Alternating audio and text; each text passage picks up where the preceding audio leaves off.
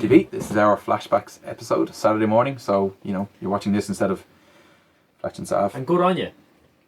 He's written a book. He's written a book. It's Rob Palmer, it's Conor Kelly. It's all on the pod this week, lads. It's all on the pod this week. You don't need to buy the book because I've essentially read the whole thing for you. Happy Christmas in advance, lads. The wisdom of Savage. This week we are going to talk about our least favourite managers. We've covered our favourite. That was dewy-eyed. This one's going to be a bit more ranty. There's a lot of people we could have selected here. The list that we ran through beforehand, but we've settled on 3. So I'll go to Palmer first since last week I went to Conor first. Your least favourite manager? Harry Redknapp. What? But he took Spurs to the Champions League. Rob, say the crowd. Yeah, he also fucking absolutely ruined my club. Which I'm like. And two other fans South out there, Coast and 2 other South Coast clubs as well, and probably will ruin Bournemouth as well at some point in the near QPR. future. QPR. They've only got a few fans, but it's worth mentioning. To be honest, like Spurs got off lucky the fact they sacked him when they did, like because he would have bankrupted them without a shadow of a doubt. Like imagine what he would have done with the bail money. Imagine. What did you do? Oh, I went out and bought pies for the lads, and then definitely paid my tax on it. It's like Put away a college fund Allegedly. for each of Cranchar's kids. Bought a golf club, maybe. Probably. Yeah. oh, Jesus. Yeah, but the reason why I hate him so much is because, first of all, he's a dickhead, which needs to be said. It's quite clear in his media. Yes. Like he's like he panders to the media like no other man I've ever seen pander to anybody. Yeah. It's just an endless stream of cliched, boring sound bites about football men and like, oh, we don't need no taxes, that's foreign in it, and all Graft. this shit. And graft and hard work. Real evidence of what goes on when you favour certain members of the media, because that's one of That the is- clearest things from Redknapp's career. Yeah. Is that you do hear stories about, especially they all leaked to QPR for some reason rather than at the other clubs he was at, but that you used to see him post game go up to his office being followed by certain members of the media. We don't have to go into too much detail, and you don't imagine too many publications who would actually do this type of thing. But that, I think he had a strong the director of football at QPR. To be honest, I think Who may or may not have agreed with Redknapp being in charge. I think the reason why the QPR league started happening was people got fed up of his shit. Yeah. That's what I think. But and then the second reason that I've already mentioned why I hate him so much is because he bankrupted Southampton, basically. Like, obviously he didn't do it in an obvious way, but in terms of how much he paid players, in terms of how much transfer fees he paid. And then, of course, what does he do after that? After he completely fucks us up, he fucks off to Portsmouth. To be fair, he bankrupted them as well. Yeah. So, what goes around comes around. He's But I mean- consistent if nothing else. yeah, exactly. He's No. consistent. But like, I don't like Portsmouth particularly, but he's robbed like the Premier League, or he's robbed English football of a great derby in the South Coast Derby. Because the Yeah. one with Bournemouth isn't really a derby. It's like They're too it's small for friendly. too long. Yeah, it's friendly neighbours, like, you know that way. But the Portsmouth one was a big one, and he's completely ruined that club, and I don't think he'll be back. Not for Personally a speaking, not for a very long time. And it's just the fact that in the media he gets no stick for these atrocities. Yeah. Human crimes. Crimes against humanity. He should be put down and tried in the same way that Pol Pot was or something like this. Yeah. It's ridiculous. And yeah, I just hate him a lot. I'm going to let Conor speak now because I'm just going to get really angry. I'm not going to be able to make him hearing points anymore. Yeah. Yeah. Conor. Mine is Kenny Dalglish. But Conor, he's the king. Say the crowd. Maybe. I like you playing the crowd. It's good. These are the angles that come at you, you know. Is this Shakespearean? I don't know. It's devil's advocate or something like that. The reason I dislike Kenny Dalglish, it's not because of his playing career, which was wonderful, or his early managerial spells, which were great as well, because he won a title for Blackburn. Yeah. With Blackburn, like, it's amazing. I dislike Kenny Dalglish primarily for the spell he had at Liverpool between 2011 and 2012. Yeah. The second spell, the second coming, as they say. Second comings are never good, really. Unless you're Jesus. Yeah. Even then, that didn't really go well. He sort of pissed off after a while. Very quick, brief spell. Yeah. Thought the Stone Roses second coming was okay. It It's a lot of stick, but I don't think it's as bad as I said. Yeah. I wouldn't know. I don't do this, if you've noticed. Great band. Yeah. Great times. Yeah, like, So what in particular annoyed you about the Dalglish. king? first of all, it was the way he essentially came in and tried to pin all the blame on Roy Hodgson for ruining the club. Yeah, that's and the okay. fans bought it hook, line and sinker. Of course. They bit. And if you ask Liverpool fans what went wrong with the club between, let's say, the last 2 years of the Benitez era up to and before Brendan Rodgers took over at the club, they will always point to Hudson and say Hudson and the American owners ruined Liverpool. In fairness, he did sign Christian Pulisic. Yeah, but he only had. In fairness to I mean, I'd levy that as a huge fucking problem. Like. Although, in fairness, the money given to Hodgson is completely eclipsed by the money given to Dalglish. Oh, And yeah, which is, I'm biased, but he wasn't allowed to buy the likes of Andy Carroll for a huge money. Stuart Downing, Suarez. my next point. He spent close to 250 million in 2 summers at Liverpool. Wow. Now, of course, they did get 50 million for Fernando Torres, Yeah. and that was where they did the massive fee. So for just Andy the 200 Carroll. then. Yeah, just yeah. That's like I hard could tax be. evasion money. Yeah, I could. It's incredible. I could- Alleged tax evasion money. I could be wrong on that figure, but I think it was fairly close to that. Sounds about right. And he bought so many dog shit, average British players, and they were all British players. Bar Suarez, who he definitely didn't sign. No. Suarez was plucked from nowhere. Probably Damian Kamali, Yeah. I would Well, to be say. fair, you could argue that Dalglish, given the backing of Suarez after the Everett incident, was mildly racist. Yep. That was the Yeah. pinnacle of Dalglish and his delusional behaviour when he was interviewed by Jeff Shreves before the United game at Old Trafford, or after the United game at Old Trafford, when Luis Suarez had blatantly refused to shake Patrice Everett's hand, Yeah. and Jeff Shreves asked him why had Suarez done this, and he blatantly denied it. No, you're painting Louis out to be a despicable human being here. He did nothing of the sort. This is unfair, and It's on camera, mate. yeah. We can rewind it. And if you We can watch any play of it for his- you if you like, If you watch any of his press conferences from around that time, There was a real Yeah, edge to them. but he's a Real edge. miserable bitter bastard. Like obviously, right. I've no problem with a manager giving the press short shrift if the question is mostly from a tabloid journalist. Yeah, loaded, to set him up for a fall. But even the most bland and inoffensive questions, the What are the you saying that for? softest It was always questions. great. It was always Yeah. great. What are you saying that for? But Because it's my job to ask you But questions. what he would do, Like, what he would do. Like, for instance, I'll give you you play the journalist for a sec, right? I'll be Kenny Dalglish. Fantastic. So you ask me the softest question about a game, like before a game. Kenny, why have you decided to leave Stuart Downing out of the starting 11? Well, they're all good players, and I think it's quite frankly embarrassing that you'd ask me a question like that. If you didn't answer the question. No. Can he be removed from a press conference, please? Oh, okay, fair enough. Yeah. Or you didn't play the game at the highest level. Remember Oh, that yeah. one? Yes, he did that quite a bit. Yeah. Of course, he was Yeah, the one. it's like, wouldn't you love to be in a press conference when Kenny said that to you? Just like, oh, you didn't play the game at the highest level. Just go, yeah, but I do grammar at the highest level, so fuck you, mate. Yeah. Fucking great, like.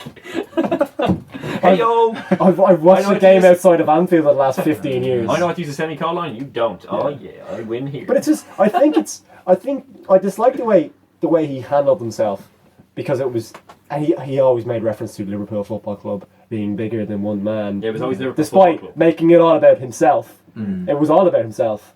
At the end of the day, it was an ego trip that was out of control when he came back, and he then they finished 8th in his last season, right? And they won the Capital One Cup. Yeah. So, and they reached an FA Cup final, and Dalglish was basically, well, he won a trophy, and I think my record speaks for itself. Well, yeah, it's in 2 years when they were in the Champions League under Rafa Benitez, you've taken it to 8th. So, No. you spent an amazing amount of money on Andy Carroll.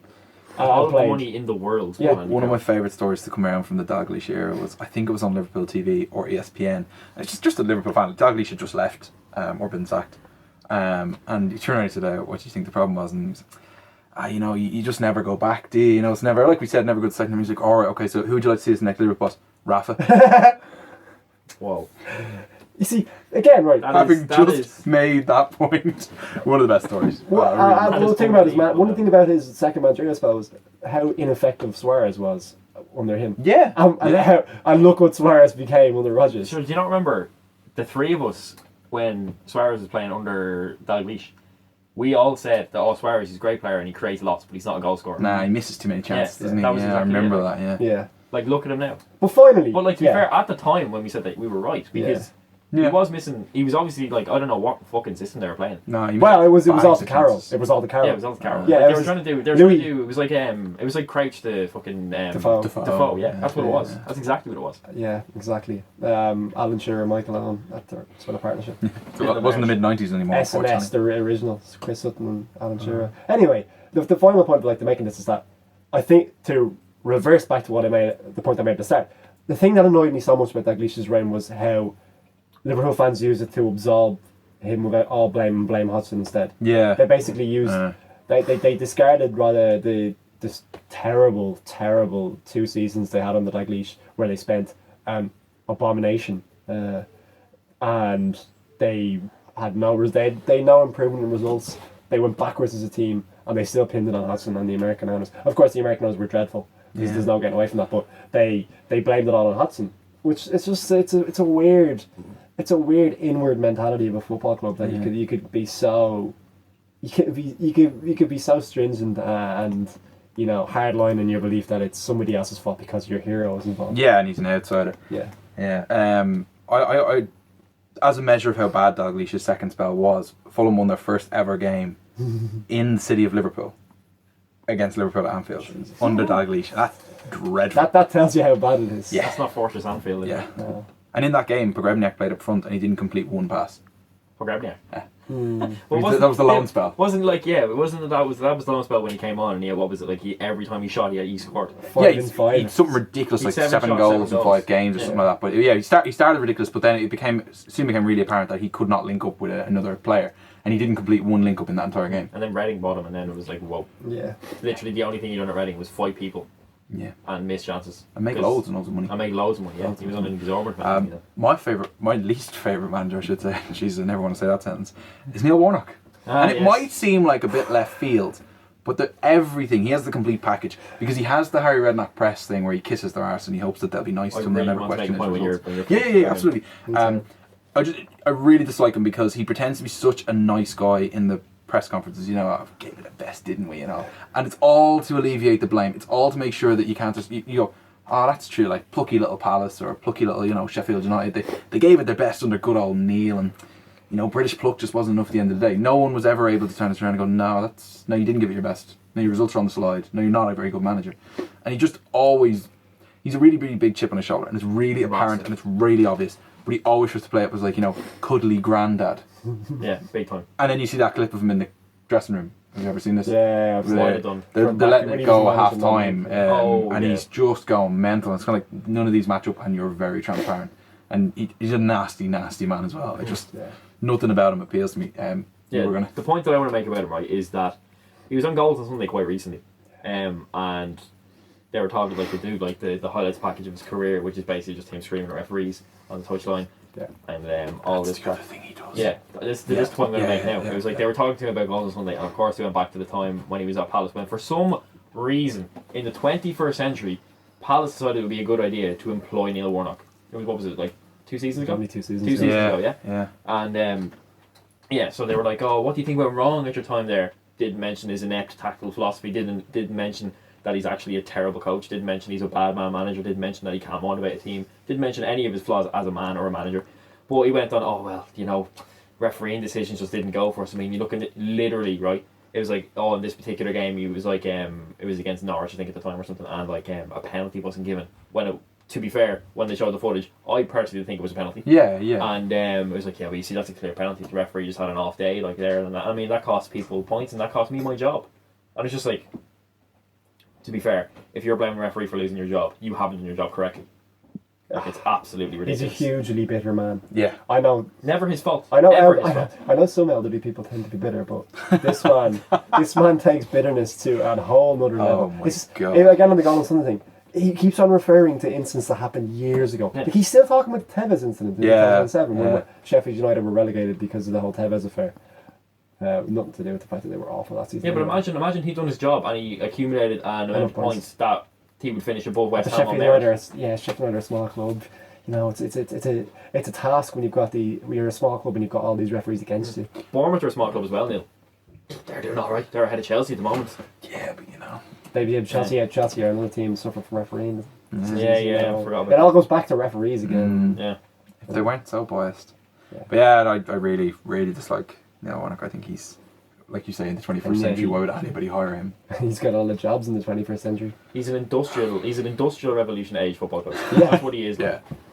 You just know he laments modern football. Oh, he hates it. Too many foreigners and he sees Olivier Giroud and he's just like, look at him with his perfectly manicured beard and his quiff. What a latent homosexual he is. That is disgraceful. Back in our day, he's one of those, back in our day, he always harks back to the past, but it's always about himself. So well, back in the day, this happened, but I used to do it this way.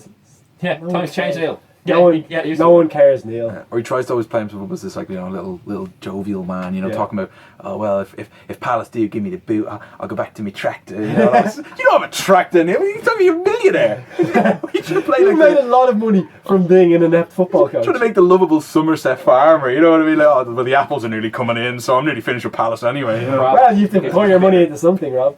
Yeah, you have to pour your money into something. Absolutely. So is that a wrap? Yeah, I'm pretty knackered from ranting.